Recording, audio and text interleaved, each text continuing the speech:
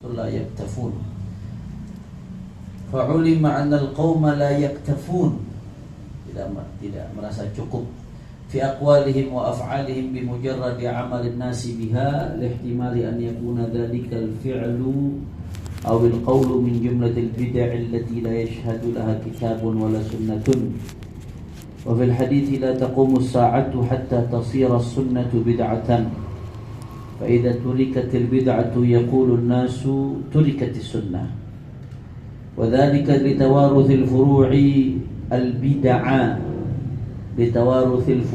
البدع عن أصولهم فلما طال زمن العمل بالبدع ظن الناس أنها سنة مما سنه رسول الله صلى الله عليه وآله وسلم.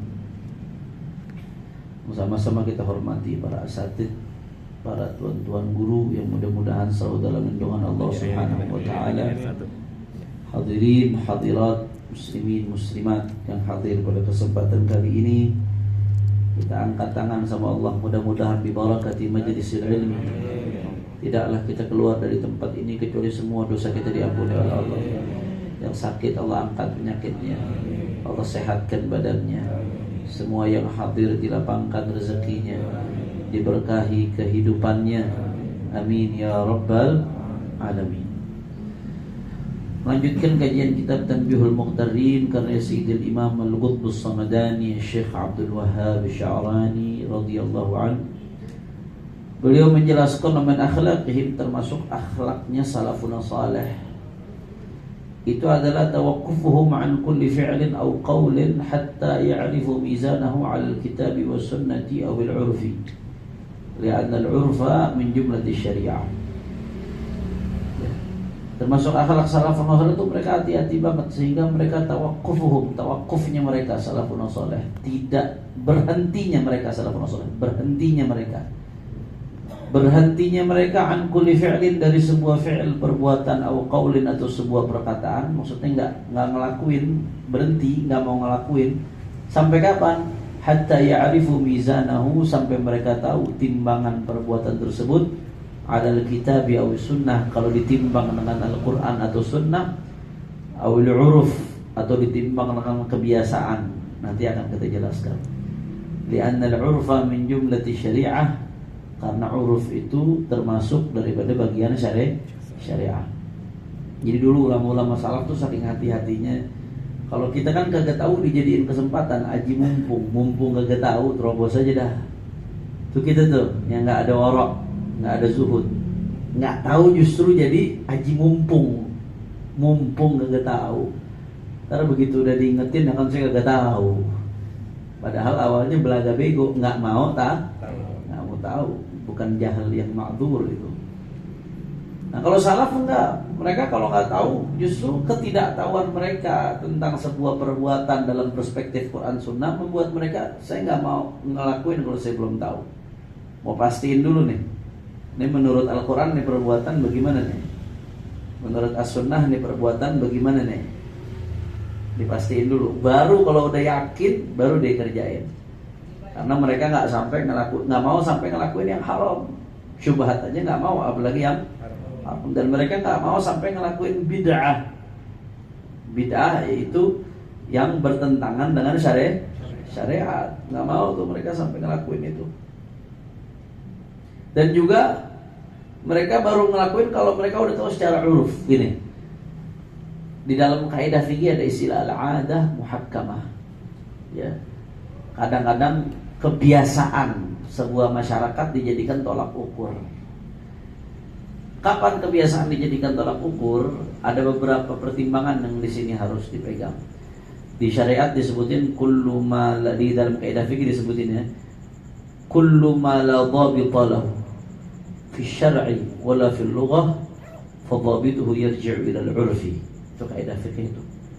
Kullu ma la dhabita lahu fi syar'i aw fil lughah fadhabituhu yarji'u ila al-'urfi. Kadang-kadang di dalam syariat ada sesuatu yang tolak ukurnya enggak dijelasin dalam syariat.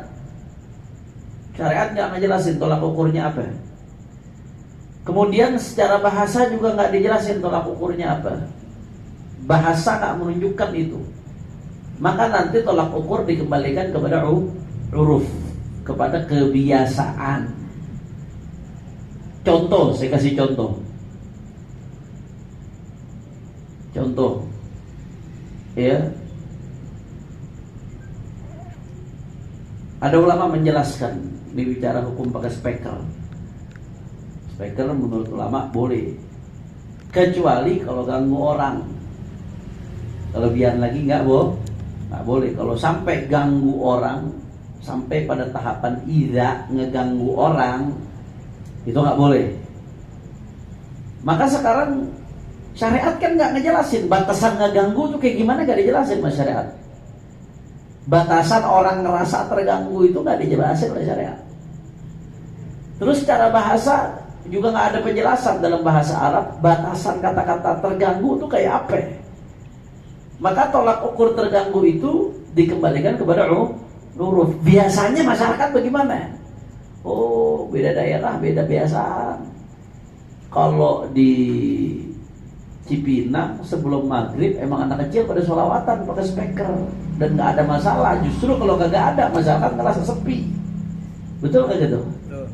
Tapi ada daerah yang ada speaker dikit di luar azan diprotes masyarakat. Masyarakat terganggu. Nah, berarti di situ tolak ukurnya dikembalikan ke kebiasaan.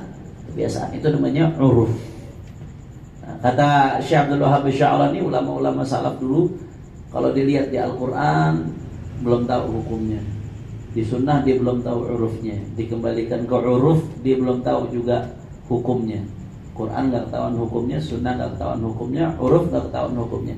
Maka bagaimana? Apakah dia tetap lanjut ngerjain nih? Enggak, ditahan dulu sama dia. Enggak mau dikerjain sampai betul-betul hukumnya jelas. Jelas atau tidak? Ini saya ngomong begini jangan terus langsung masing-masing ngambil kesimpulan. Oh, berarti hukum bisa diukur dengan kebiasaan. Ada aturannya. Tadi saya cuma kasih contoh doang. Saya nggak mau bahas ini sekarang. Kalau saya bahas sekarang panjang lebar. Di kaidah fikih itu apa jadi salah satu al-qawaidul kubra, salah satu kaidah yang paling luas itu al-'ada al-muhakkamah. Itu ada babnya tersendiri di ilmu kaidah fikih. Kemudian nanti bersinggungan dengan usul fikih juga. Bagaimana sebuah kebiasaan kadang-kadang dijadikan tolak ukur dalam mempertimbangkan hukum. Jadi jangan main langsung, oh karena kan kebiasaannya boleh, terus nanti main langsung bilang boleh, kagak bisa. Biar kata kebiasaannya boleh, tapi kalau syariat ngaharamin tetap jadi haram.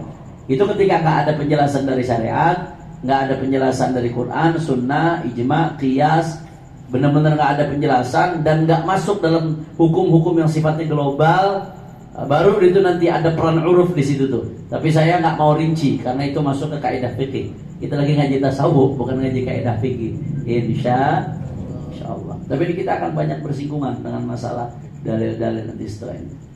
Khudil afwa wa'mur bil 'urfi dalam Al-Qur'an. Fa'ulima 'anal qaum, kata Syekh Abdul Wahhab Sya'rani, maka diketahuilah bahwasanya ulama-ulama salaf dulu nih qaum la yaktafun fi aqwalihim wa fa'alihim bi mujarrad amalin nas biha. Ulama-ulama dulu nih mereka enggak cuma gara-gara ngelihat orang pada ngerjain terus dia ikut ngerjain. Gara-gara enggak cuma ngelihat orang ngucapin terus jadi ikut-ikutan ngucapin, enggak. Ulama salaf enggak begitu. Kalau orang sekarang begitu, la takunu imma'ah, kata Nabi sallallahu alaihi wasallam. Jangan jadi orang yang imma'ah pelin-pelan. In ahsanan nas ahsanna wa in asa'u asa'na.